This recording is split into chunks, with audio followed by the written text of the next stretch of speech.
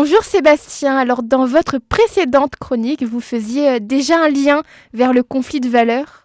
Oui, bonjour Mélodie. En effet, nous allons poursuivre notre tour des risques psychosociaux en traitant aujourd'hui du conflit de valeurs. D'ailleurs, celui-ci se décline sous plusieurs formes. Il y a les conflits éthiques, la qualité empêchée, le sentiment d'inutilité du travail et l'atteinte à l'image du métier, par exemple. Et qu'en est-il alors du conflit éthique ? Eh bien, le conflit éthique touche à des valeurs professionnelles qui sont fortes et sur lesquelles votre hiérarchie vous demande de fermer les yeux. Vous savez, ça a concerné les salariés de France Télécom qui avaient été embauchés dans une mission de service public, dans cette époque lancée sous Giscard, où il fallait installer le téléphone dans tous les foyers. Et puis une fois que ça a été fait, ce qui a quand même pris quelques années, on a demandé aux salariés de ne plus installer des lignes téléphoniques, mais de vendre des abonnements ou des produits, etc. Or, ils n'étaient pas là pour faire du commerce, mais pour faire du service public. Mais alors c'est un conflit éthique ou une évolution du métier ? Eh bien, on pourrait dire que c'est les deux. C'est un peu comme pour Bic, vous savez, la marque de stylos jetables. Le but premier était de faire des stylos pour écrire facilement et en douceur, peut-on lire sur leur site. Mais une fois qu'ils ont inventé le stylo jetable qui écrit facilement et en douceur, version bleu, noir, rouge, vert, une fois qu'ils ont fait le stylo 4 couleurs, celui à 4 couleurs pastel, celui qui s'efface, ils ont à peu près fait le tour des stylos jetables. Et ils se retrouvent avec des concurrents sur le marché et leur chiffre d'affaires baisse. Mais oui, la question ici, c'est comment innover après avoir décliné comme ça toutes les possibilités des stylos jetables ?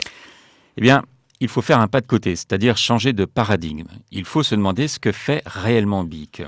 De même que faisait France Télécom, installer des lignes téléphoniques ou autre chose. Car une fois que tout le monde a une ligne téléphonique qui arrive chez soi, on fait quoi d'autre ?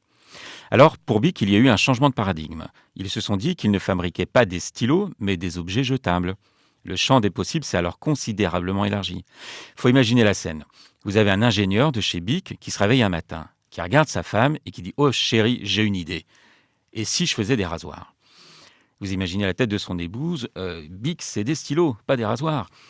Et il faut imaginer la réunion de recherche et développement, le gars qui arrive en disant « Eh les gars, j'ai une idée, et si on faisait des rasoirs ?» On peut imaginer qu'il s'est fortement fait rappeler qu'ils étaient un des leaders du marché des stylos et pas des soins du corps. Et puis, finalement, ils font des rasoirs. Le cœur de métier était de faire des stylos et le paradigme a changé. Contraint par le marché, le cœur de métier est devenu faire des objets du quotidien, mais jetables. Pour France Télécom, ça a été pareil. Après avoir installé les lignes téléphoniques dans tous les foyers, il a bien fallu faire autre chose. Et on a demandé aux équipes de vendre des abonnements, des produits, etc. Mais c'est plutôt une bonne chose car ça permet d'éviter de licencier des salariés qui n'ont plus de ligne téléphonique à installer. Et oui, sur le principe, c'est même une excellente idée. Sauf qu'ils avaient un métier précis, une identité professionnelle, parfois qui débordait sur l'identité personnelle et qu'il a fallu changer de métier et d'identité. Cela a donc amené des conflits éthiques chez eux, chez ceux qui n'ont pas pu faire cette bascule.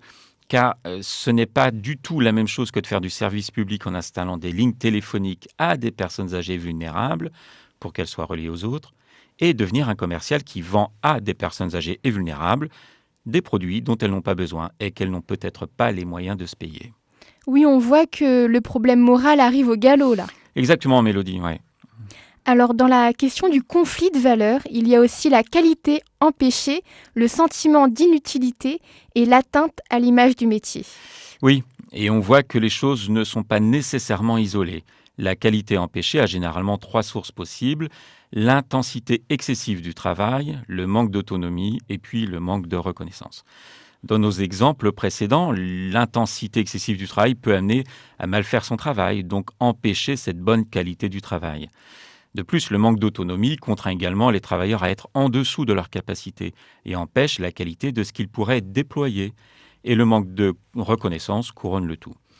Pour le sentiment d'inutilité, certains postes ont des missions qui manquent clairement de sens, voire dont le travail réalisé sera défait peu après par un autre service. Ou bien il n'aboutira pas, tout simplement. Et c'est quelque chose qui arrive souvent ou pas ? Ça, je ne sais pas si ça arrive souvent, il faudrait faire des enquêtes rigoureuses pour le savoir. Mais pour l'anecdote, moi je l'ai connu à titre personnel, en tant que salarié, détaché dans une structure associative qui m'a donné une mission de recherche pour élaborer un projet d'action. Alors j'ai été affecté à cette mission à hauteur de 20% de mon temps de travail chez eux pendant 1 an, ce qui représente quand même un certain temps. Une fois le projet monté, la direction, qui était bicéphale et en rivalité entre deux, et sans compétences particulières en management au point de mettre sérieusement l'équipe en souffrance au travail, eh bien, la direction bicéphale a laissé le projet dans les cartons. Et est-ce que ça vous...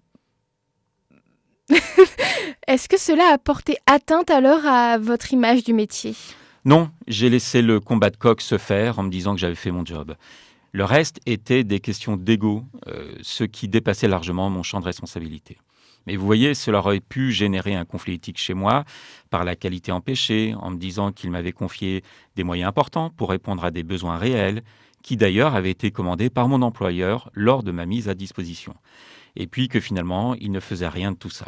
Mais bon, j'ai pris du recul, j'ai quitté le champ des émotions et je me suis fait une raison stoïcienne.